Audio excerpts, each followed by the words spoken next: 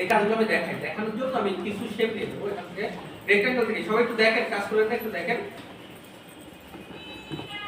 আমি এই টাইপের একটা শেপ নেব। আচ্ছা এটা কি আছে, হরিজন্টাল আছে না ভার্টিক্যাল আছে? হরিজন্টাল আছে। এইটার আমি একটা কপি নিচ্ছি, অল ছেড়ে দেব, সবাই তো নিতে পারবে। এটা ভার্টিক্যালে নেব, সেটা কিভাবে নেব? ভার্টিক্যাল করব কিভাবে?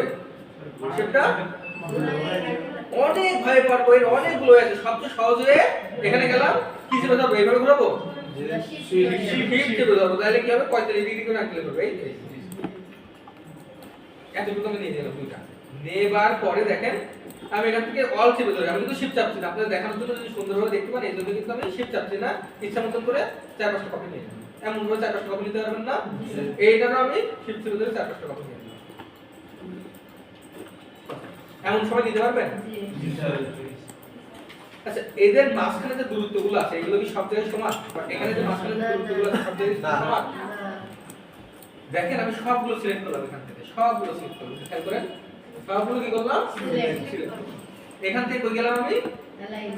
আমি দেখেন এটা কিন্তু আমি অ্যালাইন দিলে অ্যালাইনটা এই পাশে চলে আসবে, এর উপরে চলে আসবে। এজন্য কিন্তু আমি হ্যান্ড টুল যেটা আছে কোনটা চাপছিলাম? আমি স্পেস বার দিয়ে এটা ডান দিকে একটু সরাই রাখলাম, বাম দিকে, যেন আমার জায়গা বেশি পাই। এখানে এটা ক্লিক করলাম, কাজ দুটোর সাথে ক্লিক করার পরে এটা লম্বা লম্বা আছে না আড়াআড়ি আছে? লম্বা লম্বি। তাহলে আমার এইটা ক্লিক, এইটাতে এইটাতে হবে না, এইটাতে হবে না, তো লম্বা লম্বি দেখেন এইটা যখন আমি এক ক্লিক করব, এক ক্লিক করার সাথে সাথে প্রতিটা জায়গা আমাদের কিন্তু সব অনেক ক্ষেত্রে কাজ হবে।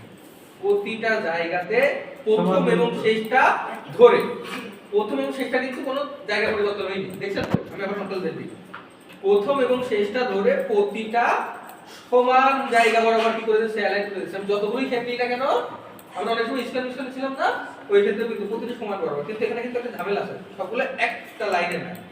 এখন একটা লাইন নিতে গেলে কই ক্লিক করব বলেন? এখানে এখানে কই ক্লিক করব? এটা না, কিন্তু কই ক্লিক করব বলেন তো?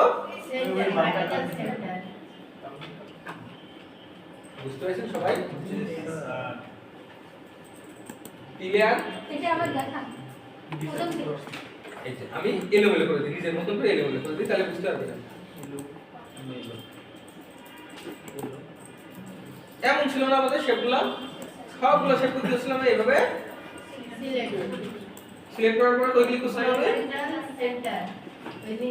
এই যে এইটা বা এটা যেকোনো একটা করলে কিন্তু হবে, আমার যেটাই হোক। আমি যদি এখন এক সমানে আনতে চাই সবগুলো, মানে মাঝখানের জায়গাগুলো সমান করব না, সবগুলো যেহেতু সাইজ সমান একটা লেভেলে আনবো মাঝখান বরাবর বা টপ বরাবর, সেক্ষেত্রে আমি কই চাপ দেব? এখান থেকে আমি যদি টপ নিতে চাই টপে, বটম নিতে চাইলে বটমে। যেহেতু এগুলো সমান সেহেতু এক বরাবর সব সময় কাজ করবে, এবং মাঝখানে কিন্তু সমান না। মাঝখানগুলো সমান করার জন্য কি করতেছিলাম? ডিস্ট্রিবিউট। কি করে দিছিলাম? ডিস্ট্রিবিউট। কোন ধরনের ডিস্ট্রিবিউট করছিলাম? Horizontal distribute. এতটুকু বুঝতে পেরেছেন সবাই? জি স্যার। একই রকম ভাবে এইগুলো ধরে খালি স্পেসটা ঠিক করার জন্য ডিস্ট্রিবিউট করছি আমরা। মাঝখানে যদি উল্টো পাল্টা কোনো স্পেস থাকে, উল্টো পাল্টা না থাকে, সবগুলো সমানভাবে কি হয়ে যায়? ডিস্ট্রিবিউট হয়ে যায়। এটার ক্ষেত্রে আমরা কি করব? দেখেন এই এখানে হরিজন্টাল থেকে সেন্টার করে দিলাম, সমান হয়ে গেছে। এবার মাঝখানে জায়গাগুলো কি সমান আছে? না। সেক্ষেত্রে কি করব? আমি যদি এই অপশন দুটো দেখতে চাই, সেক্ষেত্রে যদি আমার সবগুলো শেপের সমান উইডথ থাকে, আমরা কিন্তু দেখতে পারবো না। একটু উইডথ বাড়াই কমাই এবং কালারটা চেঞ্জ করি, সেক্ষেত্রে আমরা বুঝতে পারবো এবং দেখতে পারবো।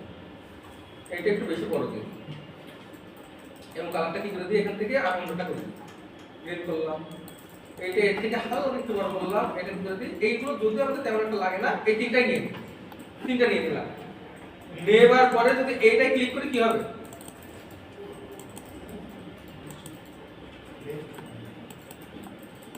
কি হয়ে গেছে?